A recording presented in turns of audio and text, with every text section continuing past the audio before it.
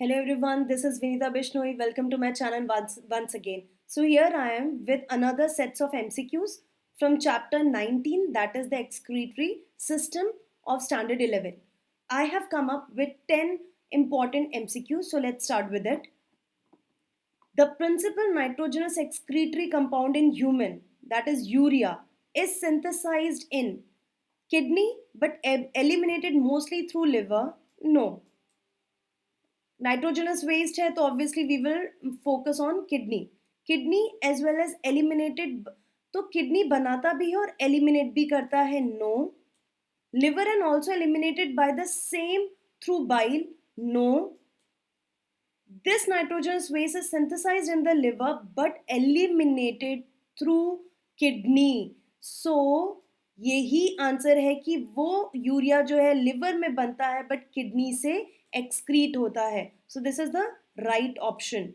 Second question, which are the component of ornithine cycle? This is the cycle which happens in liver और liver में इस cycle के through ही urea बनता है. सो ornithine cycle है मतलब ऑर्निथाइन होगा, सब में है, so we have to consider all. Then citrulline also is a very important component of this cycle. तो इसमें नहीं है तो ये ऑप्शन हम इग्नोर करते हैं. फिर आता है third one is arginine. So arginine इसमें भी नहीं है, इसमें भी नहीं है, इसमें भी नहीं है, सिर्फ इसमें है. So our answer will be B. So for this answer you have to go through the ornithine cycle, then you will be able to answer this. So C is the answer. Third, the diameter of renal afferent vessel is same as that of efferent. No. आपको पता है ये जो glomerulus होता है उसका Bowman's capsule, and Bowman's capsule में जो ब्लड वेसल आता है, सो ब्लड वेसल जहां से आ रहा है blood that is thick and जहां से एग्जिट ले रहा है blood that is thin. Because of that pressure is being generated over here. So this afferent is thicker than efferent. This is the concept. So diameter of the afferent vessel is same as that of efferent. No. Similar than that of the efferent. Smaller than that of the efferent. No. Same भी नहीं है, smaller भी नहीं है. Larger than that of the efferent. Yes. There is no efferent vessel. This is also wrong. Fine. So our answer is larger. Fourth question. In juxtamedullary nephron, vasa recta is prominent. Yes. Loop of Henle is long. Yes. Loop of Henle run deep into the medulla. Yes. So all of the above. तो juxtamedullary nephrons जो होते हैं उनका जो हेनलीज loop होता है वो cortex से डीप मेड्यूला में जाता है, and it is having long Henle's loop, that is why it is coming in the medulla. and vasa recta जो blood vessel है वो इनके पास बहुत prominently दिखते हैं. So all of these will be the answer. Diuresis, fifth one is diuresis is a specific pathological condition which leads to. So if you remember, diuresis कौन सा condition है जब ADH का proper secretion नहीं होता, और ADH का main function क्या है? वाटर का रीएब्जॉर्प्शन, मतलब जो भी फिल्ट्रेट होता है उसमें से वाटर को वो ब्लड में बॉडी में वापस ले लेता है in the presence of ADH. So diuresis तब होगा जब ADH प्रॉपरली सिक्रीट नहीं हो रहा है.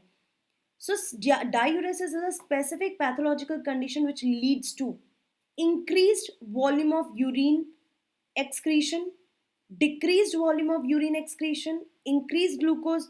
So glucose का इसमें से कुछ लेना देना नहीं है. It's all about the volume और वो भी water की वजह से.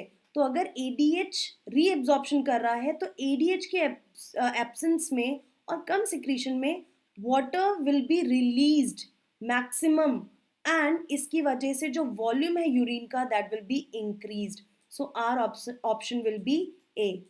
Fifth one, towards the center of the inner concave surface of the kidney, a notch A is present and it leads to a funnel shaped B. Identify A and B. So what they are saying कि towards the concave surface of the kidney a notch is present which is called hilum. ठीक है, ये notch है, this one. So this is the hilum. It leads to a funnel shaped B. It leads to this structure, and this structure is called as renal pelvis. So our answer will be C. For that you need to go through the diagram very carefully. Now the correct match is DCT, secretion of hydrogen and potassium ions, Henle's loop, reabsorption of glucose, water and sodium ion, podocyte attached to the parietal layer of Bowman's capsule, rise in glomerular blood pressure activates renin. The correct match is DCT, secretion of hydrogen and potassium ion. No. Henle's loop, reabsorption of glucose, water and sodium ion. No. Henle's loop में भी दो अलग-अलग functions हैं. Podocyte cell attachment to the parietal layer of Bowman's capsule. Yes. Justa glomerular apparatus, rise in glomerular blood pressure activates it to release renin. तो blood pressure high होने से नहीं, low होने से एक्टिवेट होता है. So our answer will be the correct match is third only. So this is only third. Eighth question is, read the following statement, choose the correct option. First is, ascending limb of Henle's loop is permeable to water. No, it's impermeable. तभी जो वहाँ का filtrate होता है वो hypotonic होता है, because it is permeable to salts and impermeable to water. Tubular cells secrete substances like hydrogen, potassium and ammonia into filtrate. Yes, it is correct. There is maximum reabsorption in Henle's loop. No, it is PCT जहाँ पे maximum reabsorption होता है. Conditional reabsorption of sodium occurs in DCT. Yes. PCT helps in maintaining the ionic balance of the body fluid. Yes. So second is correct, fourth is correct and fifth is correct. So it is second इसमें है, हाँ. So answer will be D. So likewise you can solve such questions. Ninth question is, which of the following causes an increase in sodium reabsorption? तो sodium reabsorption जो होता है वो किस वजह से इंक्रीज होता है, इसमें दिया हुआ है और वो भी DCT में. सो इसमें दो चीज़ों के बारे में दिया है. वन इज एल्डोस्टेरॉन का level and anti diuretic hormone का level. So in previous few questions I have told you ये रिस्पॉन्सिबल होता है वाटर के रीएब्जॉर्प्शन के लिए, सोडियम के रीएब्जॉर्प्शन के लिए एल्डोस्टेरॉन रिस्पॉन्सिबल होता है. So increase in aldosterone level will increase the sodium reabsorption. So this is the right option. 10th question is, during hemodialysis process, blood is drained from the convenient artery and anticoagulant is added, that is heparin. Removal of nitrogenous waste from the blood. Blood is passed through a coil porous cellophane membrane of tube bathing in dialysis fluid. Blood is mixed with antiheparin and passed into the vein. So we have to arrange it. ये जो जितने sequence है इनको arrange करना है. तो सबसे पहले हीमोडायलिसिस में क्या होता है कि जो ब्लड है वो कन्वीनियंट आर्टरी से ड्रेन किया जाता है और उसमें एंटीकोगुलेंट डाला जाता है. एंटीकोगुलेंट क्यों डाला जाता है? ताकि ब्लड क्लॉट ना हो बॉडी से बाहर आने पे. After that blood will enter into cellophane membrane. Blood is passed through a coil porous cellophane membrane of the tube bathing in the hemodialysis fluid. So hemodialysis fluid में से क्या जो blood है उसमें से जो भी चीज़ हमें एक्सट्रैक्ट करना है उसका कॉन्सेंट्रेशन हीमोडायलाइजिंग लाइक डायलाइजिंग फ्लूइड में कम रखा जाता है.